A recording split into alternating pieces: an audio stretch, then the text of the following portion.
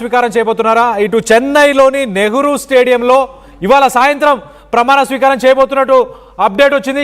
Yes ఇవాళ తలపతి విజయ్ ఇవాళ సీఎంగా ప్రమాణ స్వీకారం చేయబోతున్నారు. మొదటగా అనుకున్నట్టే మే 7కే మళ్ళీ ఆ డేట్ని కన్ఫర్మ్ చేసేసి మొత్తం మీద అనుకున్న రోజుకి అనుకున్న సమయానికే తలపతి విజయ్ సీఎంగా ప్రమాణ స్వీకారం చేయబోతున్నారు. తన కార్ నంబర్ మనం ముందుగానే ప్రిడిక్ట్ చేసినట్టు సీఎం 2026 అంటూ తన కార్ నంబర్ కూడా ప్రస్తుతానికి సోషల్ మీడియాలో వైరల్ అవుతుంది. మొత్తం మీద 118 మంది ఎమ్మెల్యేలకు సంబంధించిన ఆ మెజారిటీ ఆ సంతకాలను కూడా గవర్నర్కి సబ్మిట్ చేశారు. మరి ఆ 118 మంది ఎమ్మెల్యేలు ఎవరు?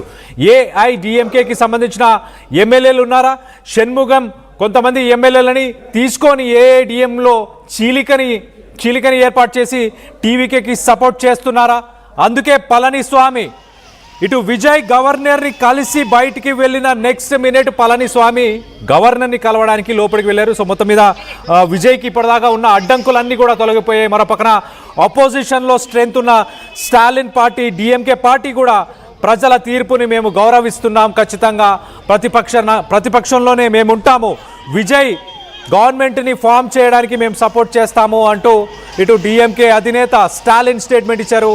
ఏఐడిఎంకే అధినేత ఇవాళ ఉదయం కూడా ఆయన మధ్యాహ్నం 1 గంట లోపల ఖచ్చితంగా విజయ్ టీవీకే పార్టీ డెసిషన్ తీసుకోవాలి, మాతో ముందుకెళ్లే ఉద్దేశం ఉందా లేదా అన్నది మధ్యాహ్నం 1 గంట లోపల చెప్పాలంటూ ఒక డెడ్ లైన్ని కూడా పళనిస్వామి ముందుకు తీసుకొచ్చే ప్రయత్నం చేశారు. కానీ ఆ డెడ్ లైన్ కంటే ముందే అనుకున్న రోజుకే మే 7 అనుకున్న రోజుకే అనుకున్న సమయానికే విజయ్ ప్రమాణ స్వీకారం చేయబోతున్నారు చీఫ్ మినిస్టర్గా.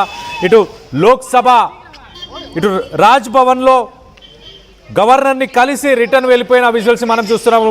రాజ్ భవన్కి వచ్చిన విజువల్స్ని కూడా మనం చూస్తున్నాం. రైట్ సైడ్ బాక్స్లో మొదటగా గవర్నర్ని కలవడానికి వచ్చిన విజువల్స్ని చూస్తున్నాం. కింద లెఫ్ట్ సైడ్ బాక్స్లో ఆయన గవర్నర్ని కలిసి రిటర్న్ వెళ్తున్న ఆ విజువల్స్ని చూస్తున్నాం. మొత్తం మీద విజయ్కి ఉన్న అడ్డంకులన్నీ ప్రస్తుతానికి తొలగిపోయాయి. తమిళ ప్రజల ఆకాంక్ష నెరవేరబోతుంది. విజయ్కి పట్టం కట్టబోతున్నారు, ఇవాళ సత్కరించబోతున్నారు. ఆయన ప్రమాణ స్వీకారం చేసిన తర్వాత మొదటగా మరి ఆయన ఏ వాగ్దానాన్ని నెరవేరుస్తారు, మొదటగా ఏ ప్రజలని ఉద్దేశించి మైనారిటీలను ఉద్దేశించి పాలసీని కానీ స్కీమ్ని కానీ సంతకం చేసే అవకాశం ఉందా, లేకపోతే ఆయన ఇచ్చిన ప్రధానంగా కొన్ని స్కీమ్స్ పాలసీస్ ఏవైతే ప్రజల్లోకి క్యాన్వాస్ చేసే ప్రయత్నం చేశాడో వాటిని మొదటగా సైన్ చేయబోతున్నాడా? మొత్తం మీద తనకి ఇప్పటిదాకా ఉన్న అడ్డంకులన్నీ అయితే తొలగిపోయాయి. పళనిస్వామి తన పార్టీ నుంచి వెళ్ళిపోయిన వ్యక్తుల గురించి ఆ ఎమ్మెల్యేస్ డిఫెక్షన్గా వాళ్ళని పరిగణించాలంటూ గవర్నర్ని రిక్వెస్ట్ చేసే అవకాశం ఉందా? అందుకే పళనిస్వామి గవర్నర్ టైం అడిగాడా? మొత్తం మీద ఇప్పటిదాకా సిరీస్ ఆఫ్ ఈవెంట్స్ చూస్తే కనుక మొదటగా విజయ్ గెలిచినప్పటి నుంచి ఆయన గవర్నర్ని మొదటగా మే 6న కలుస్తాను అని కలిసి మే 7న నేను సీఎంగా ప్రమాణ స్వీకారం చేస్తాను అన్నప్పుడు గవర్నర్ తన సామర్థ్యాన్ని తన స్ట్రెంగ్త్ని ప్రూవ్ చేసుకోవాలి. ఇమీడియట్గా ఒక స్టేబుల్ గవర్నమెంట్ అలాగే తన దగ్గర స్ట్రెంగ్త్ ఉన్నదని ప్రూవ్ చేసుకున్న తర్వాత నేను అనుమతిస్తానంటూ గవర్నర్ ఒక చెక్ పాయింట్ పెట్టారు. ఇమీడియట్గా విజయ్ మరీ ఒకసారి వెనకకి వెళ్ళి ఆలోచించుకున్నాడు. తన సెక్యూరిటీని వెనకకి పంపించేశాడు, తన ప్రోటోకాల్ని కాన్వేని వీళ్ళందరినీ వెనకకి పంపించేశాడు. అంటే ఒక రకంగా డెసిషన్ మేకింగ్కి కొంత సమయం తీసుకుందాము, ఈ హంగులు ఆర్భాటాలు ఏమీ వద్దు అన్న ఉద్దేశంలో వాటన్నిటి పక్కకి జరిపాడు. ఒక క్లియర్ మైండ్ క్లియర్ పిక్చర్తోని ఇంటర్నల్గా తన ఎమ్మెల్యేస్ అందరినీ తన పార్టీకి సంబంధించిన నాయకులని వెల్ విషర్స్ అడ్వైజర్స్ వీరందరితో కూర్చొని ఒక డిస్కషన్కి వెళ్ళాడు.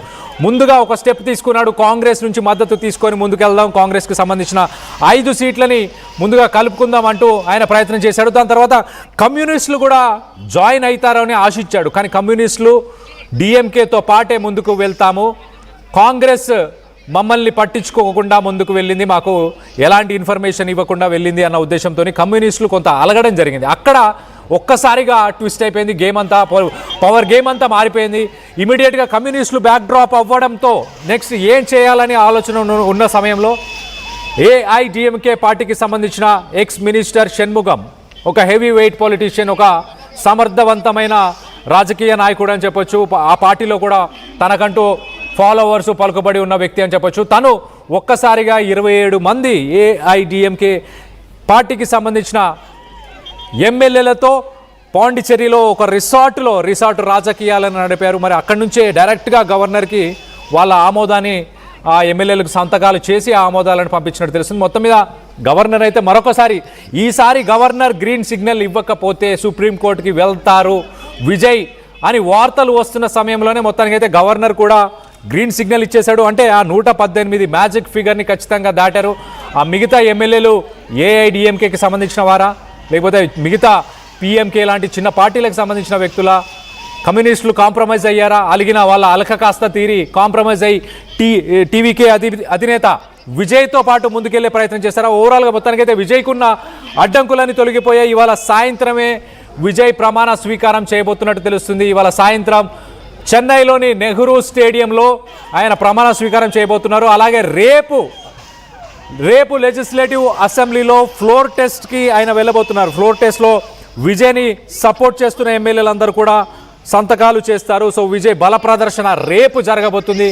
కానీ ఇవాళ ప్రజల ఆశ, ప్రజలు ఇన్ని రోజులు ఆశించింది, ప్రజల తీర్పుని కూడా ఇవాళ అందరూ అంగీకరిస్తున్నారు. ప్రజలు ఇవాళ విజయ్ని సీఎంగా చూడబోతున్నారు. దీనికి సంబంధించి మీరేమనుకుంటున్నారు? విజయ్కి గవర్నర్ తరఫున వచ్చిన అడ్డంకులు కానీ, పార్టీల తరఫున వచ్చిన అడ్డంకులు కానీ ఇవన్నీ కూడా కావాలని సృష్టించారని మీరు భావిస్తున్నారా, లేక ఇతర కారణాలు ఏమైనా ఉన్నాయని మీరు భావిస్తున్నారా? మీ అభిప్రాయాలు ఏంటనేది కింద కామెంట్ రూపంలో తెలియపరచండి. అలాగే విజయ్ని సీఎం కావాలని మీలో ఎంతమంది కోరుకున్నారు, విజయ్ని సీఎం కావాలని మీలో ఎంతమంది కోరుకున్నారో వారు కింద కామెంట్ రూపంలో మీ అభిప్రాయాలను కూడా తెలియపరచండి.